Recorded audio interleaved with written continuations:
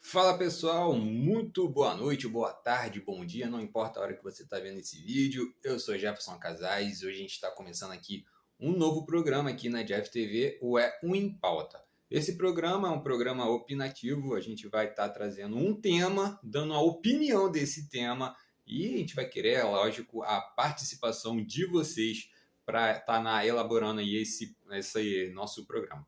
Então chega junto com a gente, deixa seu like, se inscreve aqui no nosso canal, sejam todos muito bem-vindos aqui na Jeff TV. A gente está crescendo cada vez mais e a sua participação é sempre fundamental para o nosso crescimento. Então a gente vai começar o programa de hoje. Na verdade, antes da gente começar o programa, a gente vai fazer aqui uma menção honrosa ao novo campeão mundial, né? A torcida do Chelsea deve estar feliz da vida, até porque a equipe nos próximos 4 anos vai poder falar que é a melhor equipe do mundo. Então, parabéns aí ao Chelsea que conquistou esse título do Mundial de Clubes. Interessante, surpreendente o título aí da equipe do Chelsea. Eu, por exemplo, não acreditava que a equipe inglesa ia conseguir chegar nem na final. Não acreditava nem que conseguiria fazer esse feito.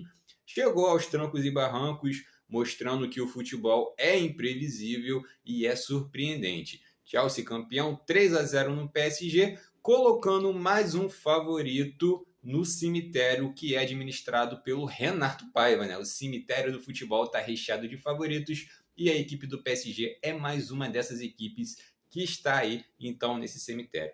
Então, falando de cemitérios, galera, a gente vai começar aqui o nosso primeiro em pauta, falando sobre uma equipe que está no cemitério do futebol há bastante tempo e não sai de lá de jeito nenhum, né? E não é nem mais favorito. Eu estou falando da equipe do Vasco da Gama, que mais uma vez decepcionou seu torcedor.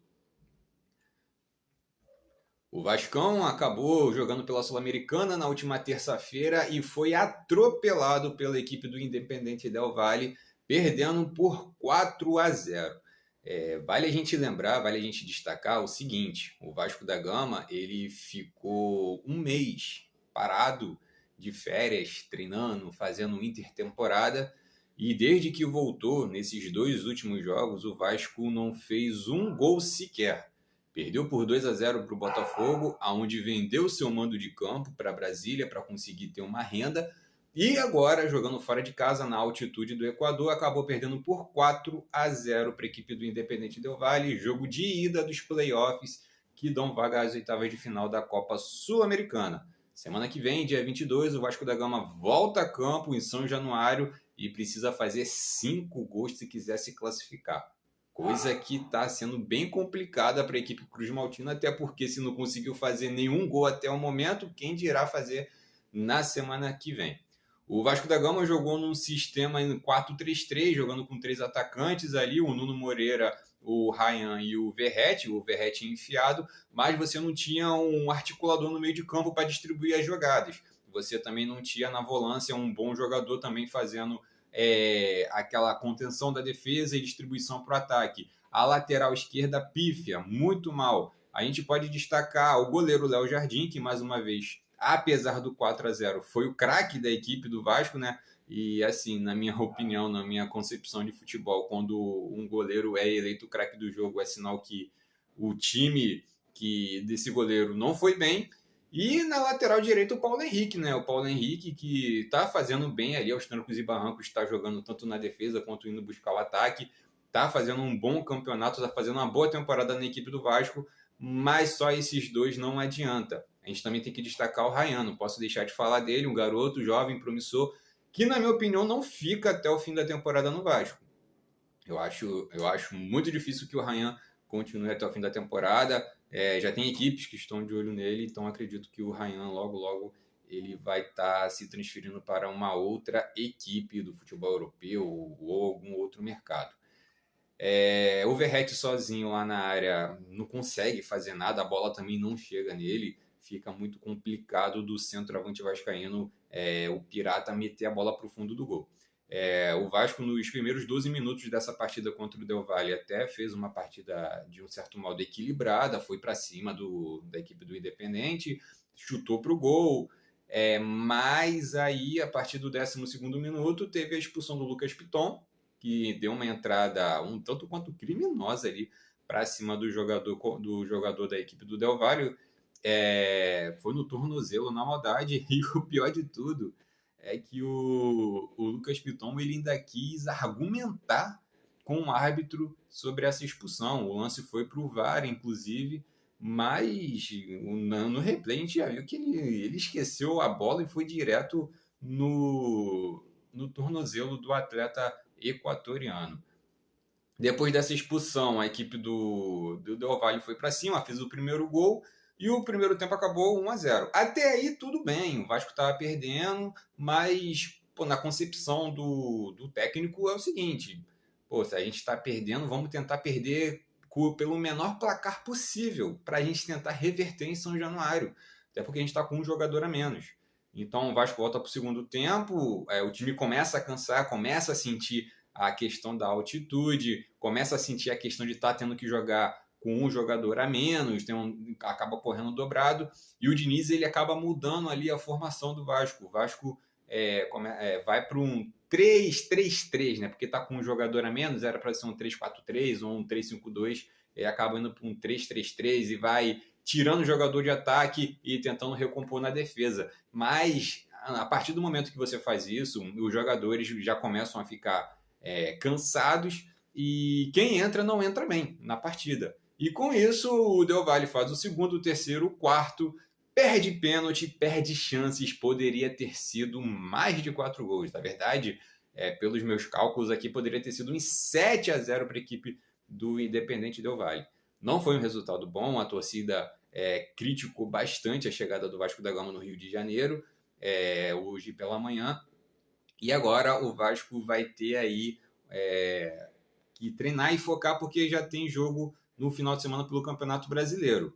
Assim, na minha concepção, no meu modo de ver, falando do futebol do Vasco, eu acho que você tem que deixar a Copa Sul-Americana de lado. Não tem como, é dificílimo. A gente sabe que o futebol ele é imprevisível, é uma caixinha de surpresas, mas não tem como você forçar um time que já é limitado para um jogo classificatório na qual você tem que reverter uma vantagem de 4 gols. Então, é melhor focar no Campeonato Brasileiro, focar em tentar vencer no Campeonato Brasileiro, porque a situação do Vasco ela é bem complicada, né? Como eu falei no começo aqui do nosso programa, o Vasco da Gama, ele parece que ainda está de férias, né? O campeonato voltou depois do Mundial, ficou um mês parado, então era um mês para o Fernando Diniz já estar com um time entrosado, era um mês para a equipe do Vasco estar já com um modelo de jogo mais aceitável, mas o que parece nesses primeiros 2 jogos que a equipe do Vasco está jogando numa rotação totalmente diferente daquela que o Campeonato Brasileiro propõe. Parece que esse time do Vasco ele está começando a temporada para valer, né? Começando no Campeonato Carioca, enfrentando um Boa Vista, um Maricá, que o time ainda está se entrosando, e nesse quesito aí talvez tenha sido um erro de planejamento da comissão técnica do Vasco para esse período que a equipe acabou ficando parada treinando. Eu não vi o Vasco fazendo nenhum amistoso, eu vi o Cruzeiro fazendo amistoso, eu vi o Santos fazendo amistoso, e eu não vi a equipe do Vasco fazendo nenhum tipo de amistoso. Eu espero de verdade que a situação do Vasco melhore, que o Vasco siga correndo atrás para se manter na primeira divisão. Não é ser uma tarefa fácil com um time limitado. Contratou agora um bom volante aí, o Thiago Mendes, e espero que ele possa dar aí uma cara nova ali na volância dessa equipe do Vasco da Gama. Não sei se vai conseguir fazer isso, porque uma andorinha só não faz verão, mas dá para se safar, apesar de ter recomeçado o campeonato da forma que recomeçou, dá para poder se safar, para poder reajustar a equipe e poder seguir aí no decorrer da temporada. Mas para isso tem que deixar de lado a Sul-Americana. Achei muito bonita a atitude do Fernando Diniz. Uma das pouquíssimas coisas positivas que teve nessa partida com o Del Valle foi um dos trechos que eu vi da entrevista do Fernando Diniz, onde meio que ele assume um pouco da responsabilidade, né, pela derrota. Ele fala que jogar com um jogador a menos na altitude acabou ficando muito complicado, e ele meio que fala o seguinte: a gente tem totais condições de reverter o resultado, de fazer o resultado jogando em casa. O que esse trecho da entrevista quis dizer? Ele meio que blindou os jogadores e ao mesmo tempo ele motivou os jogadores para, tipo, não desanimem, levantem a cabeça, eu confio em vocês. Acho isso maneiro dele, é o lado psicólogo do Fernando Diniz entrando em ação, mas a gente sabe que é bem complicado de acontecer essa reversão aí do resultado. Acredito que o Vasco vai jogar com empenho, com ímpeto, correr atrás do prejuízo, e a torcida que tem que comparecer, independente do que aconteceu no primeiro jogo, tem que comparecer, apoiar. E se o time jogar bem, lutar e tentar fazer o resultado, mesmo que o resultado não venha, tem que aplaudir, porque esse momento talvez seja um momento que brigar, criticar, quebrar tudo, não vai adiantar dentro de campo. A gente sabe que o problema do Vasco é um problema político. Então, enquanto esse problema político não se resolver, dentro de campo vai ser nessa condição limitada. Então, eu acho que a galera tem que entender que hoje o Vasco é o elenco e a torcida. Se esses dois se juntarem, talvez o Vasco consiga alguma coisa positiva. Por enquanto, está bem complicada a situação. Então, para a gente finalizar aqui essa nossa primeira pauta, esse nosso primeiro programa em pauta, e é tudo no improviso, tá, gente? Botei a câmera aqui, estou no improviso, estou falando aqui sem roteiro, a coisa que já estava na minha cabeça é botar aqui para analisar e também querer a opinião de vocês, aquele temperinho de vocês, pode ser aquele tempero ácido, aquele tempero leve, mas deixa o comentário de vocês aqui que também é importante. Então, galera, para a gente finalizar, o Vasco da Gama errou o planejamento, isso eu falo da comissão técnica, errou o planejamento nesse período que ficou um mês parado. Eu acho que o Vasco poderia ter investido mais em fazer amistosos para tentar continuar com a sequência de jogos.